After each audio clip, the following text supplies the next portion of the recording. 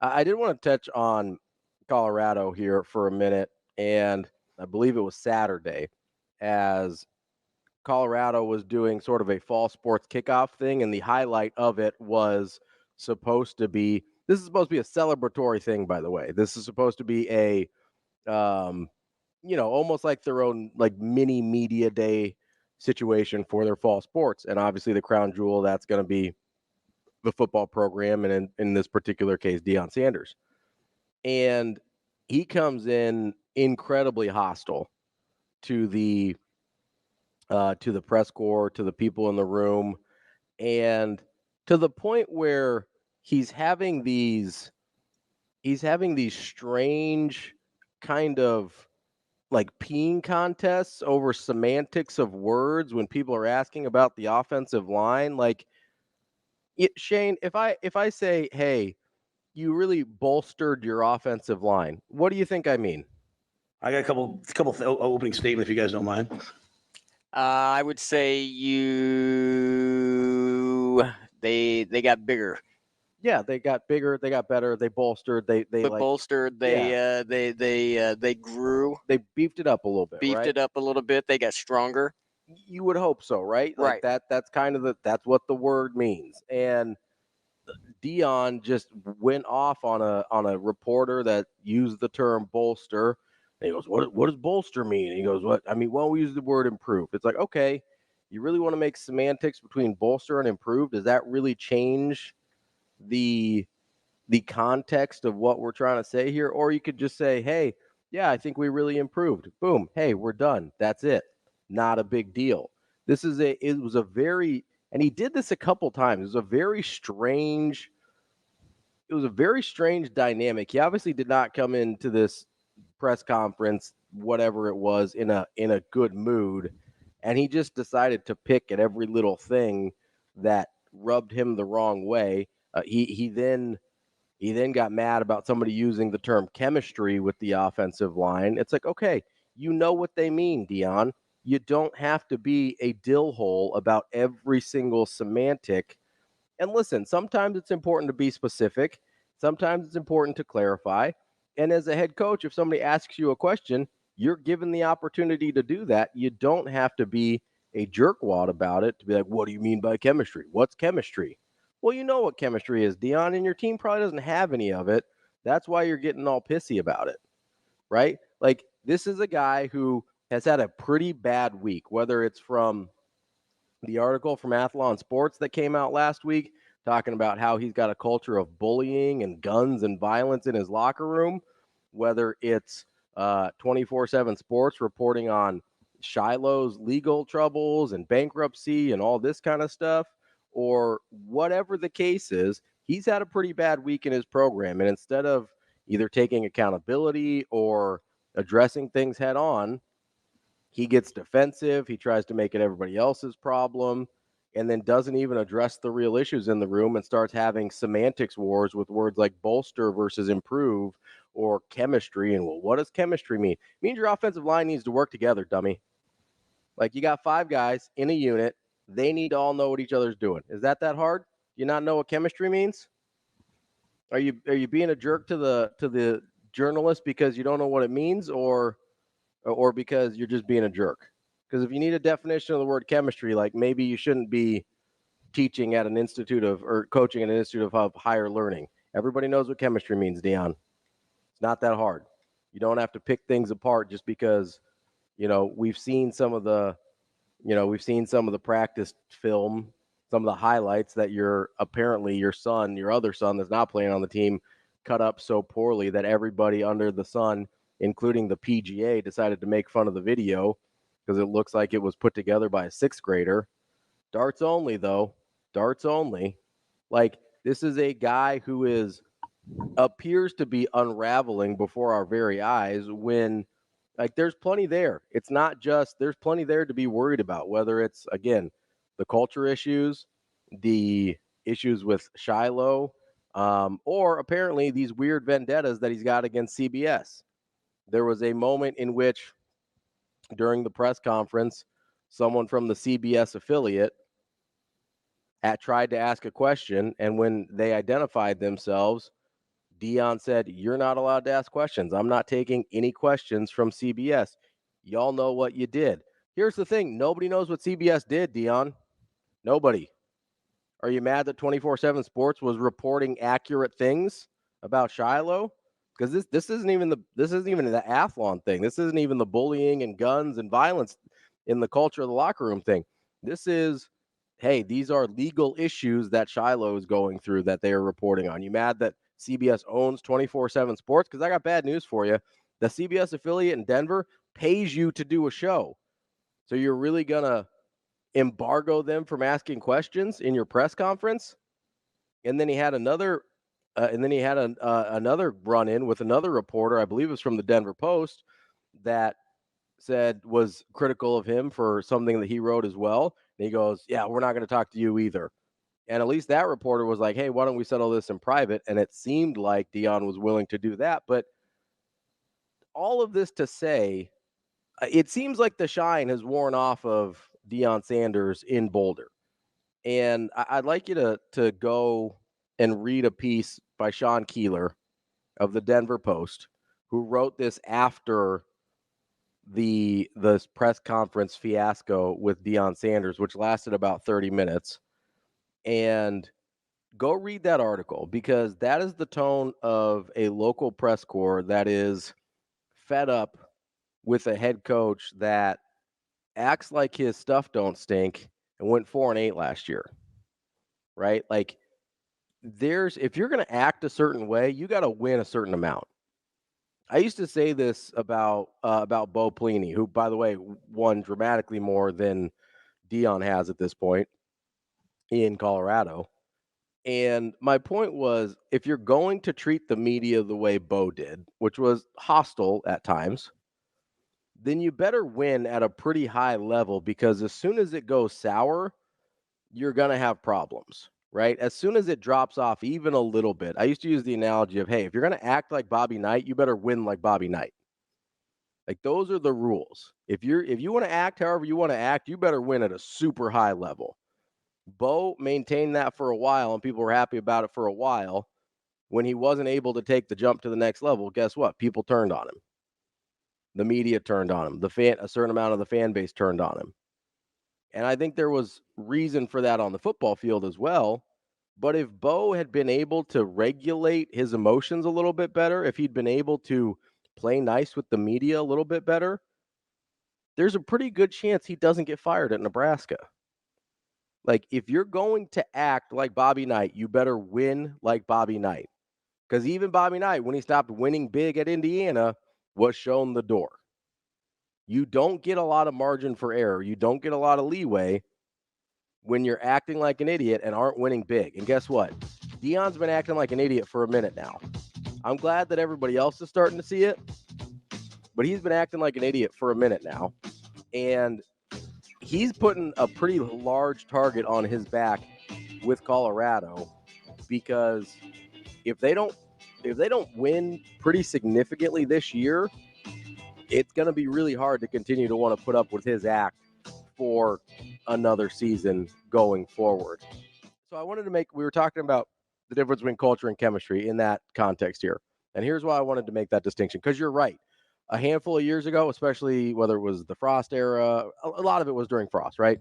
Was, they don't have the culture right. And we would kind of use this word and nobody really knew what it meant, right?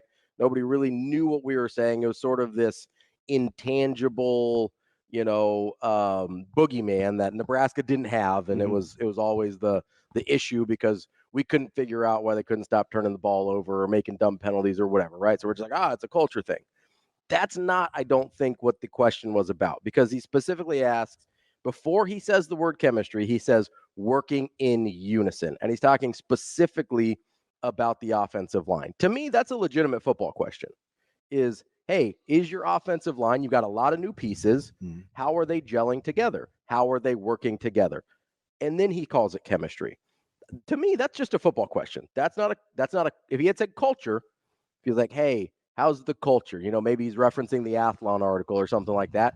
When he's asking about how a unit with a lot of new pieces is working in unison, chemistry is the proper word in that context, I think.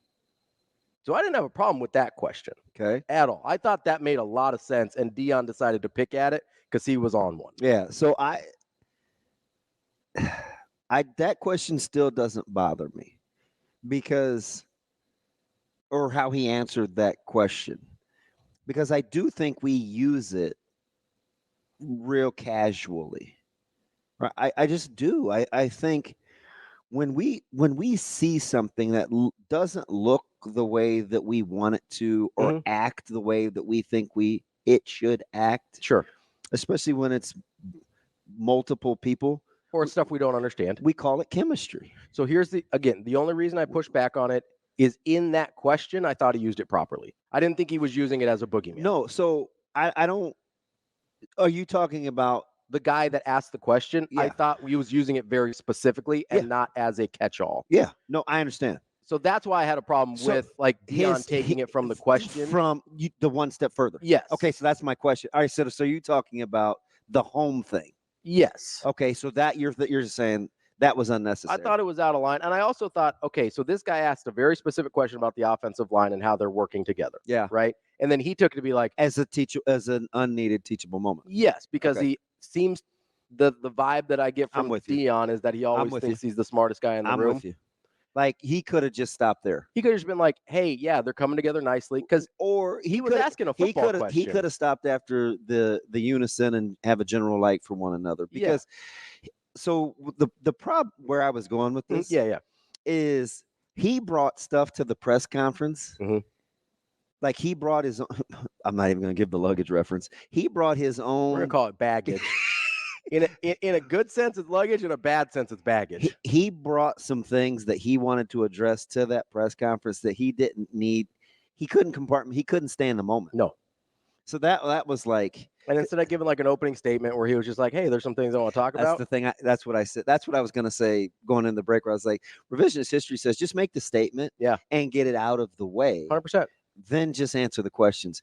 But he had the issues and he was trying to get them resolved through the questions that were being asked. I also, you know what I mean? I do, yes. But I also think the reason, like, I think maybe I'm giving him too much credit here, which is not something I do a lot with Deion.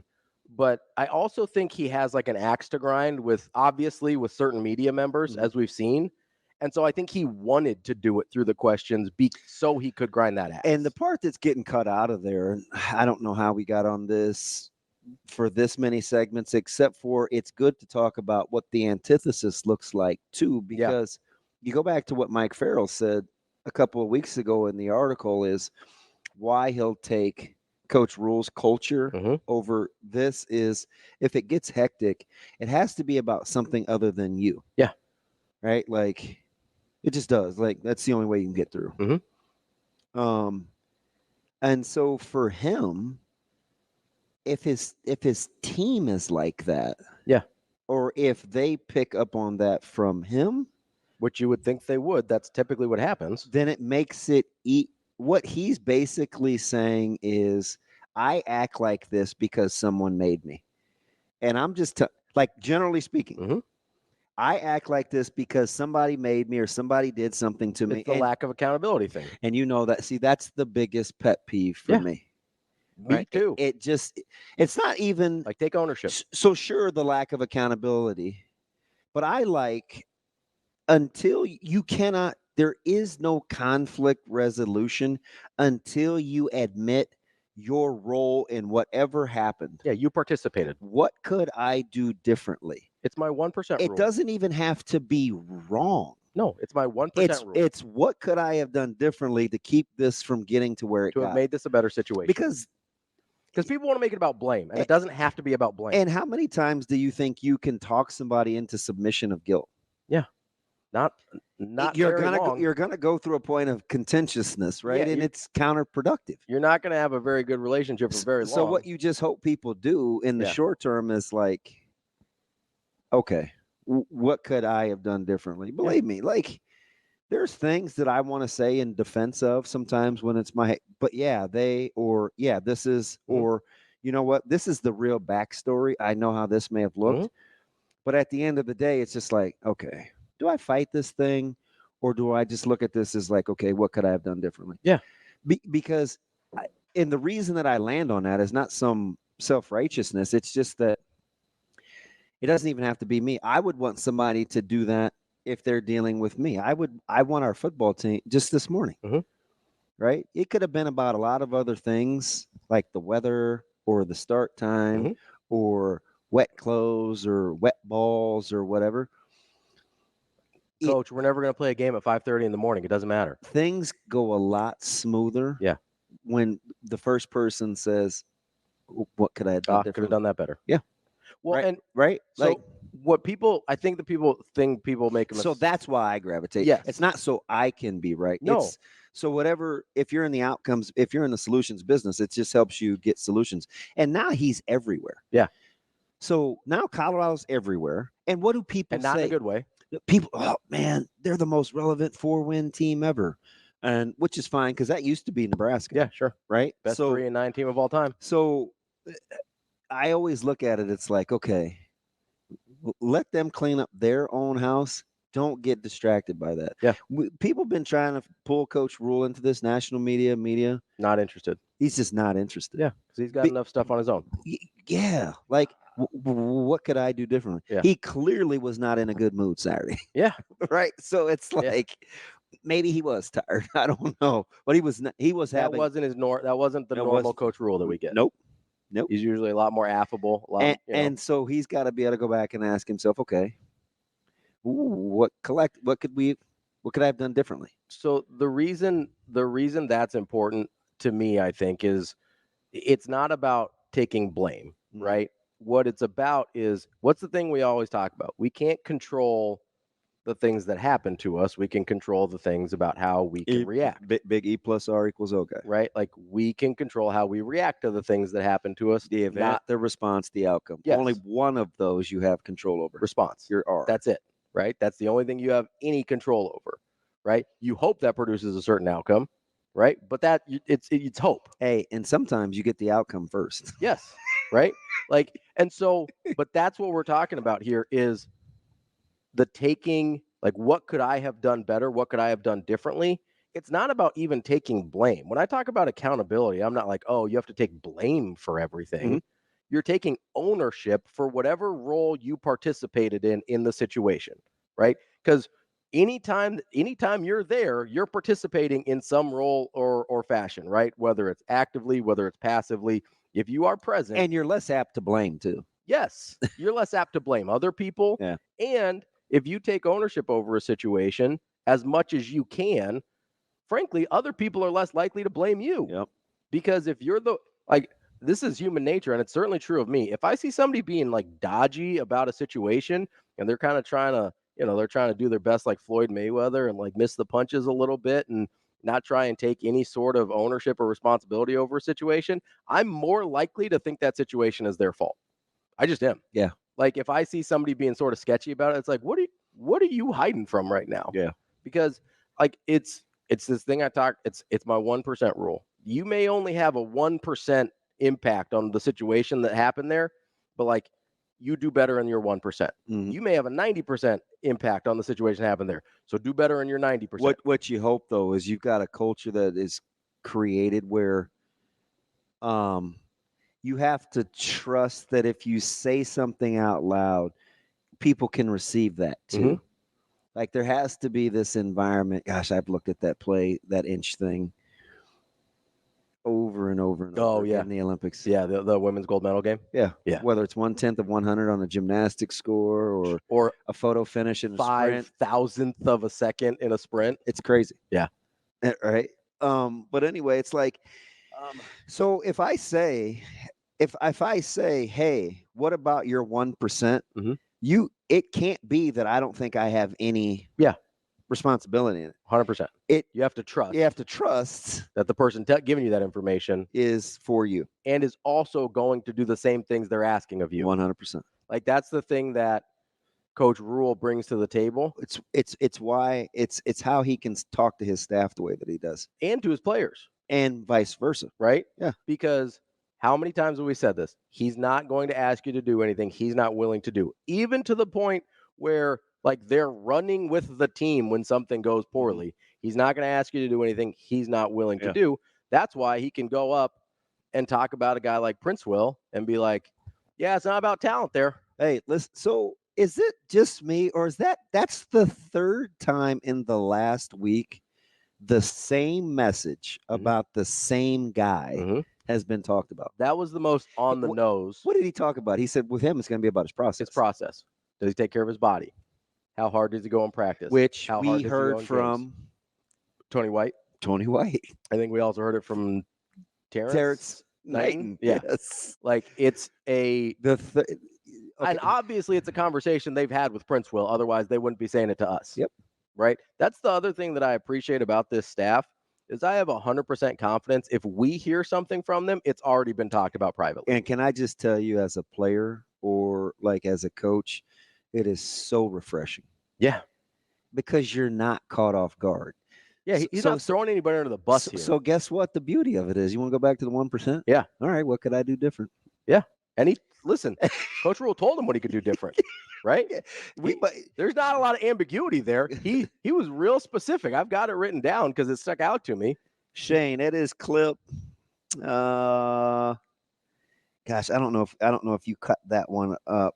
Well, I've got it right here. This is almost word for word. Prince Will's career will be defined by his process, his taking care of his body, his preparing, his work ethic in terms of how he practices and how hard he plays. The talent is everywhere, and he's a great, great, great young man, loyal, family guy. Last year, you're a freshman. You have some success, some streaky success. You get some awards. Your second year now you got to do every day, every rep. That's where guys make the jump. So not only, here's the thing that I like about this. He also does the compliment sandwich thing a little bit here, right? Like So we call it the spice and the sugar. Yeah. Right? You say something, it's like, ow. Then you throw them a little sugar. Yeah. You say something, it's like, ugh. And then you pull a solve on it, Throw them a little sugar, yeah. Like, oh, yeah. He goes like, and he doesn't does he say, he doesn't even say anything bad about Prince Will, like, oh, he's not working very hard or whatever. Did you get the sense that any of that was something Prince Will hasn't heard before? Not even for a second. Yeah. Like, I never get that sense. Now, the thing of it is now, see, that was the outcome. The events, if we're going E plus R equals O, the events led to an outcome. Yeah. The outcome response? The outcome is people for the third coach in a row is saying the same thing. How do I respond to that? Yeah. I'm mad that they're and maybe that will be putting me out there. Maybe it will be. I don't know. But you hope it's okay. What's my role in this? Yeah. And it's not that they disseminated the information. That's why it's always weird when you call, people could know that they're acting a certain way and you call it that. And then they get mad. And then they're mad that you called it the thing that they know they're doing. Yeah. Yeah. 100%. It's like, how does that even make sense? Like if I went to Deion, if you know you're doing things that promote immaturity, and someone calls you immature, that's not personal. No, it's observation. It's like you guys use it all the time. What is it? It's basic observation. Like if I went to a Deion. So if somebody asked Deion, "Hey, why are you being so defiant?" Yeah, or if I was like, "Hey, I understand you're trying to make teachable moments. You see, you're coming off a little condescending." Yeah, you guys. I don't know if how are you going to call me condescending? I'm just looking at the context clues. Right. We all know what's going on here. I'm just saying it. I'm just calling it what it is. Like if you said, "Why are you being so contentious?" Yeah. Well, you calling me content? Like, no, that's what this is. Like you're being contentious. Everything has turned into a back and forth battle. Yeah, he's choosing to fight over everything. So that's part of it, right? Like if you don't like the way practice went, and man, those are poor practice habits. Yeah. You saying I practice poorly? Like, oh, you think I'm lazy? Or you don't think I practice well? It's like, no, you could be going really hard, but you might have bad habits. Yeah, those are poor practice habits. Yeah. I'm saying you just have to be able. Yeah, there's a maturity there. You have to be able to process that information without thinking it's a personal attack. And we see it all the time in conflict resolution, right? Especially when it's. Yeah, this isn't just a sports thing. This is like an everybody thing. It's life. Yeah. It's By the way- that was pretty inconsiderate that you did X, Y, and Z. Oh, so now I'm inconsiderate. By the way, does the door swing both ways when it comes to it? When it comes to the coach and the reporter? So if the coach can act that way to the reporter, will we see it down the road? The reporters. So this is the hard part, and I saw this on social media a lot, right? Especially, Deion has some staunch supporters. I see this in Mhm. social media, either whether it's TikTok or X. So this is what happens.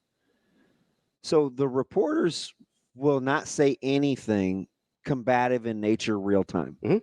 because it's counterproductive to what their job is. Yeah, they're Makes still sense. trying to do a job. okay. Okay. So a reporter will in turn, like Keeler, Just go right about it. he'll go right about it. And then inevitably people will say, oh man, hiding behind the phone or the keyboard or the typewriter.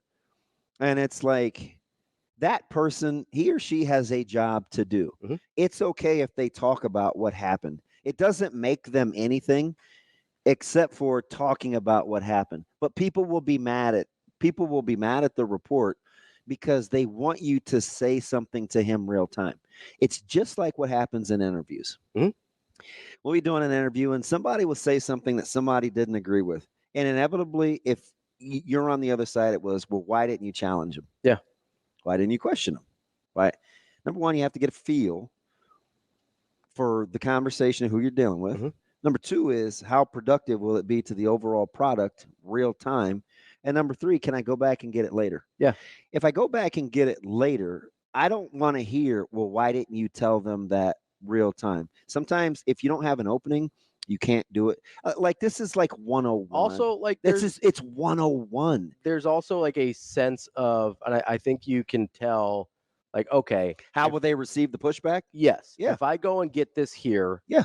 is this going to just completely derail everything, yeah. right? And if you've got other things you need to talk about, like that's going to be counterproductive. The other thing is, like if for instance, Mhm. right? If Sam says Oregon's D-line is undersized, right? I don't agree that they're undersized. yeah, I don't particularly feel that way. Okay. For me to say that then is that counterproductive to the overarching larger point of what I think he's trying to make. Yeah. Right? Or the overarching point of what we're trying to do in the interview, right? 100%. Because sometimes somebody it happens all the time. sometimes somebody will say something in passing, right? I do it all the time. I say stuff like real casually in passing and then move on. Yeah. And, And do I want to get in the habit of picking at every little thing? right, because then you sound like Deion. But I also like you understand that like sometimes I'm just gonna throw a little quip or a joke in there. It may not be accurate, but I think it's funny. and then I move on. You wouldn't want to be around me. Nobody would. Nobody wants to be around that guy. Like that's why I kind of make fun of the well actually guy, right? I love Steven. He's a great listener and a great friend of the show. But like there are people that do it with every little thing that can't let anything go. Oh yeah, 100%. And it's like that's why I kind of make the well actually joke, because there's people that like that's the only thing you get from them. Mhm. Where it's like, well, I'm gonna correct this, I'm gonna correct this, I'm gonna correct this. So it's like I need you to be able to move on when it doesn't matter. Shane, can you play? It's the teachable moment. I lost the clip, but go back and get clip 6 from Coach Rhule. Yeah, Tristan's in the 120. He's kicking. Today for the kickers was, yesterday was a big special teams day along with today, but we still keep them on rotation. So one day it's, one guy. Today those guys both got a couple kicks. Here's what I'll say: we're pretty consistent. I don't know how far out we can go and be consistent, but in my opinion, in college football, you want to be reliable inside the 30. With the ball inside the 30, and you want to be reasonable out to like the 35, 36. And, it should be automatic from the 25. And so I feel like right now we're getting to be where we're pretty automatic from the 25, and then we're pretty, reliable inside the 30. So we're getting there. And I think, we have some guys who can really kick off and affect the game that way. Is that the one you wanted? That was cut 6. Sorry. Oh, I wanted the teachable moment clip, how we labeled it, but it's okay. I'll go back and find it. I'll say we can go back and find that one, but there's a different, like you kind of have to pick your moments. Like you have to pick your spots. How'd you know where I was going? And we've done this a lot. You do. because nobody wants to hear it all the Yeah, time. you can't constantly be providing and you can't always be that guy or Yes. gal either, right? because then that also erodes trust. Yeah. Whether you're right or not. Because you get in that defeatist mode, right? Yes. I can't do I anything. can't do anything I right. can't say anything. I can't do anything right. Yeah. You know, and Oh, it's yeah. really hard no matter how much you want to take ownership, no matter how much you want to be like, okay, what can I do different? If that's all you ever hear from a person, whose opinion you value, and it is a leadership position over you, it is really hard after a certain point. Like there is a point of diminishing returns. There's a breaking point where all you hear is, this person doesn't think I can do anything right. That's where you get to. That's why the compliment sandwich is important with Prince Will, Mhm. right? What are Yeah, the- that's good. That's a good point. like the things that he said were like, hey, this guy's got all the talent in the world. This guy had a good freshman year. Like he had success his freshman year. Compliment. He's said great 3 times. Great young man. Loyal and family guy. We're up to like 4 or 5 compliments. The only thing, and his criticism isn't even really a criticism. All it is a definition of like What he how meant by Prince- process. how Prince Will can get better. Did you hear Coach Payton? Did you hear Sean Payton talk about his quarterbacks? A little bit. So, like the takeaways from that would lead me to be encouraged Mhm. to be a quarterback that is looking forward to week 2, Yes. right? Yeah. Conversely, if you're listening to who was like O'Connell Mhm. talk about Darnold to McCarthy. Yeah. If you're Sam Darnold, you're probably like, I don't know, this may be inevitable. Yeah. What am I gonna do? Am I You gonna know- be here week 2? You know what I mean? The NFL quarterback was interesting.